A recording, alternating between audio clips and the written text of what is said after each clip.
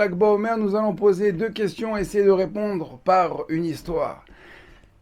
Tout le monde le sait que cette année, l'accès au tombeau, au kever de Rabbi Shimon Bar Yochai est fermé. Alors jusqu'à présent, on ne pourra pas s'y rendre malheureusement cette année. Il faut savoir que c'est une iloula qui rassemble chaque année entre 500, 600, 700 000 personnes en une journée. Tous les juifs d'Am Israël, des 4 coins du monde, des raids d'Israël, se rendent là-bas sur le kever pour chanter, danser, manger, prier, allumer des bougies, fêter l'Aïloula de Rabbi Shimon Bar Yochai. Cette année, à cause des conditions de sécurité dans le nord d'Israël, on a décidé, Am Israël, Kadosh Baruch Hu a fermé l'endroit et l'a rendu impossible d'accès. Deuxième question, savez-vous qui a écrit le fameux piyut, le fameux chant Rabbi Shimon Bar Yochai, que je chante tous les vendredis soirs, Bar Yochai nimshachta ashrecha shemen sason. Tout le monde connaît cette chanson, c'est la chanson d'ailleurs du jingle du Zohar Kadosh. Tov, Abotai. Alors pour répondre, on dit qu'on doit répondre avec une histoire. Alors écoutez cette histoire. On va raconter comment ce piyut, comment ce chant est venu au monde. Alors, ce chant a été écrit par Rabbi Shimon Lavi. Rabbi Shimon Lavi a vécu il y a à peu près, il vivait à l'époque du Harizal, donc dans les années 1500. Il est né en Espagne et très jeune, lui et sa famille ont été expulsés d'Espagne et il est arrivé au Maroc à Fès. Là-bas, il a grandi, il a étudié la Torah et plus particulièrement, il a excellé dans l'étude de la Kabbalah. Il a écrit un sefer, un livre qui s'appelle Ketem Paz. Ketem Paz qui explique le pshat du Zohar. Et donc, après avoir écrit ce sefer, il a décidé d'entreprendre un voyage en Eretz Israël et plus particulièrement à Méron pour rendre cet ouvrage sur le kever, sur le tombeau de Rabbi Shimon Bar Yochai, en l'honneur de Rabbi Shimon Bar Yochai, en l'honneur d'Akadosh Baruch Hu. Donc imaginez à l'époque, c'était pas de prendre un simple avion, c'est les chevaux, les chameaux, les ânes, les bateaux, bref, un vrai voyage. Donc il part en voyage du Maroc, de Fès, jusqu'en Eretz Israël. Et sur le voyage, il y a eu des petits problèmes et il a dû s'arrêter en Tripoli. Il arrive en Tripoli là-bas et le Shabbat, le premier Shabbat, il cherche un Bet Knesset qui rentre il rentre dans la Bet Knesset pour prier Arvit. Il fait la tfila, il fait Arvit, il finit sa Hamida et il voit qu'autour de lui les gens continuent à prier. Alors lui, imaginez, c'était déjà un grand rabbin, un rabbin Mekoubal, qui prie avec les kavanotes, l'intention et la ferveur. Et il voit que les gens continuent à prier. Alors il regarde dans leur sidour et il voit qu'ils sont en train de prier la prière d'un vendredi soir, d'un prière du soir classique. Alors là, il se dit peut-être que je me suis trompé, peut-être qu'on n'est pas vendredi, peut-être que c'est pas Shabbat, peut-être que... Et il voit quand même que les gens sont habillés avec des vêtements de Shabbat. Bon, il attend que tout le monde termine. Il leur pose la question, il dit mais c'est normal ici que tout le monde prie la prière de Chol, la prière de la semaine. Aujourd'hui c'est Shabbat. Il dit non, vous savez, nous on connaît qu'une seule tfila, c'est celle-ci. Dès qu'on se rend à la Bet Knesset, à la synagogue, on prie la même tfila. Il dit ou pas. Donc alors je vais vous expliquer. Donc il y a la tfila de la semaine. Il y a Shacharit, Mincha, Arvit, puis il y a la prière du vendredi soir de Shabbat, celle du samedi matin, Moussaf, Mincha. Ah bon. Et alors il explique un peu les brachot, et ils voient en fin de compte qu'il est tombé dans une communauté qui ne connaissait rien. Ils étaient massoratistes, ils étaient traditionnalistes, ils se rendaient à la synagogue, mais au niveau des halachot, il y a eu une perdition. Au niveau de la transmission, ils ont gardé des choses, mais avec le temps, ça s'est estompé. Il dit il a mis de côté son voyage pour l'instant à Méron. Il a dit je vais rester un petit peu ici sur place, inculquer quelques bases. Alors à l'époque, il y avait une quarantaine de familles. Donc il donne des cours, il leur explique vraiment le béaba, les brachot. Il essaye d'ouvrir un petit Talmud Torah pour les enfants. Et au fur et à mesure, un mois passe, 2 mois, 3 mois, 6 mois, il reste pour les fêtes.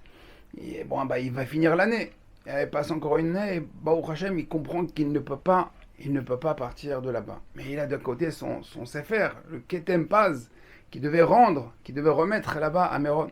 Mais il a compris que sa place était de rester là-bas en Tripoli et de prendre en main et de former des rabbanim et de former une vraie Kehila en Tripoli et de ne pas abandonner ses frères juifs.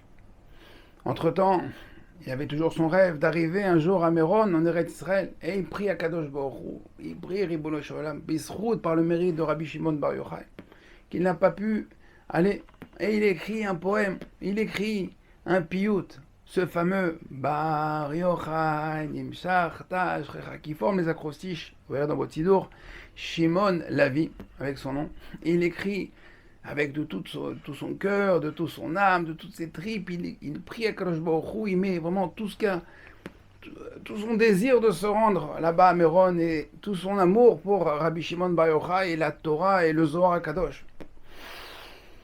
Il écrit ce poème et ce chant, il l'apprend évidemment à ses talmidim et ce chant s'exporte au fur et à mesure et il est Niftar, là-bas, il est resté en Tripoli, il n'a jamais pu voir Eretz Israël et Méron. Alors, Rabotai, qu'est-ce qu'on apprend de cette histoire et en quoi ça vient répondre à nos questions? Il est écrit dans les Pirkei Avot, Aser etzono kirtzoncha, kedesh aser etzoncha kirtzono. C'est-à-dire que fais sa volonté comme la tienne, afin qu'il fasse la tienne comme la sienne. En effet, Rabbi Shimon Lavi a compris ce que Hachem attend de lui. Et pas le contraire, il n'a pas attendu ce que lui attend d'Hachem. En général, on attend ce que nous attendons d'Hachem. Non, il faut faire ce qu'Hachem attend de nous. Et c'est ça qu'il a compris. Lui, il avait un désir, il avait un projet, il avait un but. De ramener son Sefer, son livre, le Ketem Paz, de voyager du Maroc en Eretz Israël. Alors il dit, j'ai eu un petit incident, je me suis arrêté en Tripoli, après Shabbat, je prends mes clics, mes claques, et j'avance. Non, il a compris, il a vu les enfants d'Akadosh Baruch Hu. Il a vu qu'ici, il y avait un problème, qu'il fallait organiser, qu'il fallait les aider. Il y avait des lacunes, un manque. Il dit, c'est pas grave, je vais rester encore un petit peu. Il a vu que ça suffisait pas. Il est resté encore. Au final, il est resté toute sa vie. Il a sacrifié sa vie, il a donné sa vie. Sa vie que Akadosh Baruch Hu, c'est Akadosh Baruch Hu qui lui a donné. Il a compris ce qu'il fallait faire. Et grâce à ça, il a formé des centaines et des centaines de familles. Ce sont des milliers de juifs. Ce sont des juifs qui vont... Il a formé des rabbanim. Incroyable ce qu'il a fait. Il a sacrifié sa vie. Il a vu l'essentiel. Il a vu ce qu'il fallait faire. Donc ça, c'est le premier message. Deuxième message, c'est que lui devait se rendre chez Rabbi Shimon Bar Yochai. Et pourtant, il n'est jamais parti. Il ne sera jamais allé jusqu'à là-bas, jusqu'à Méron. Il a écrit ce poème. Il a écrit cette chanson, ce piyut. Et là, c'est Rabbi Shimon Bar Yochai qui est venu vers lui.